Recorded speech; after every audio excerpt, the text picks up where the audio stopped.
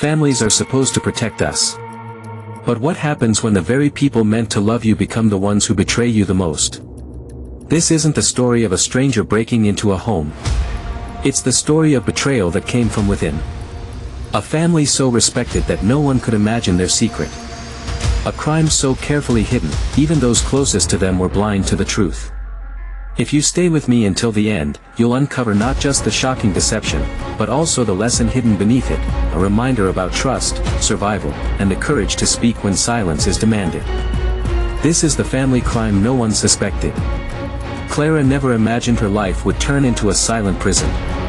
To the outside world, she looked like a young woman raised in a stable, religious, middle-class home.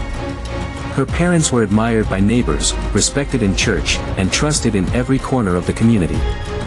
Her brother Daniel was charming, charismatic, the pride of the family. But Clara's life behind closed doors told a darker story. Every word she spoke was judged.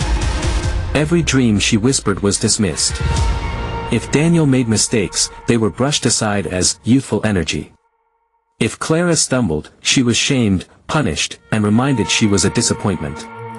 The imbalance of love was suffocating. It wasn't loud violence. No bruises. No broken bones.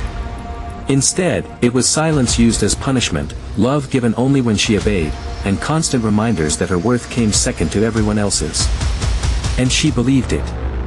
For years, Clara believed maybe something was wrong with her.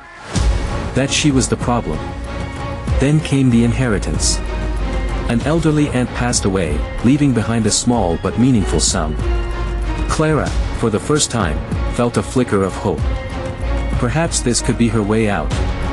A chance to study, to move, to finally live her own life. But when the documents were read, Clara's name was gone. The money had been taken. Signed over.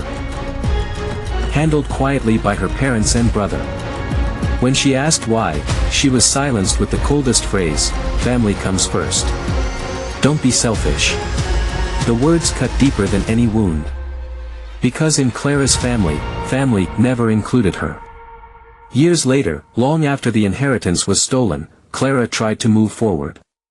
She scraped together a living, worked small jobs, and tried to build something from nothing. But then, the past knocked on her door again. An investigator reached out, asking about irregularities linked to her family. Bank transfers. Missing church funds.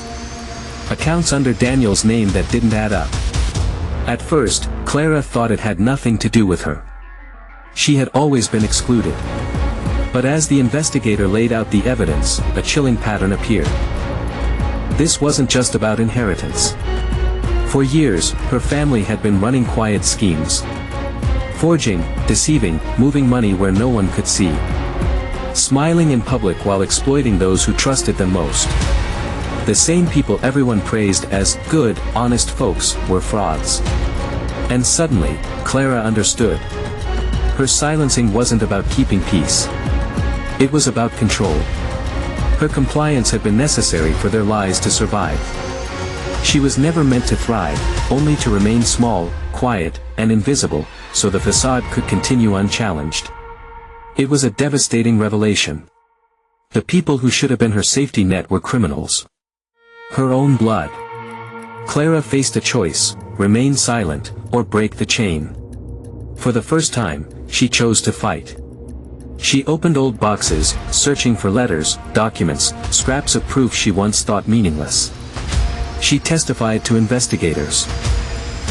She spoke of the manipulation, the threats disguised as parental advice, the inheritance she was robbed of. And slowly, the truth grew louder than the lies. The trial that followed shattered the illusion. Neighbors sat in disbelief as the perfect family was unmasked. Fraud. Forgery. Exploitation. The very people admired for their morals had been living double lives, stealing in secret while preaching virtue in public. Clara's story carries a lesson that reaches far beyond her family. Evil doesn't always look like a shadow in the street. Sometimes, it looks like a smile at Sunday service. A warm handshake at the door. A parent tucking their child in at night. The hardest truth is this: betrayal often comes from those we least expect. But betrayal does not define us. Clara's courage reminds us that silence is not loyalty. That speaking up, even against your own blood, is not betrayal, it is survival. We must remember that love is not meant to control. Family is not meant to suffocate. True love, whether from family, friends, or strangers, lifts us up instead of breaking us down. And when trust is shattered, we are allowed to walk away. We are allowed to rebuild. The lesson is simple, yet powerful: never mistake manipulation for love. And never let the chains of silence stop you from seeking freedom. The family crime no one suspected was not about strangers or outsiders. It was about trust destroyed from within. About a voice silenced until it finally rose. Clara's story is not just her own. It echoes in countless lives where silence is demanded, where betrayal is hidden behind the mask of family, tradition, or duty. So let this story sit with you. Ask yourself, whose voices are still being silenced? And will you be the one to listen, to believe, to stand beside them when they finally speak? Because justice doesn't begin in a courtroom. It begins in the courage to tell the truth. If this story spoke to you, join the conversation. Share your thoughts in the comments, subscribe for more stories that uncover hidden truths, and let's keep building a community that believes in compassion, justice, and respect. Together, we can make sure the silenced are never forgotten. This story is a fictionalized true crime narrative, created for storytelling purposes. Any resemblance to actual persons or events is purely coincidental.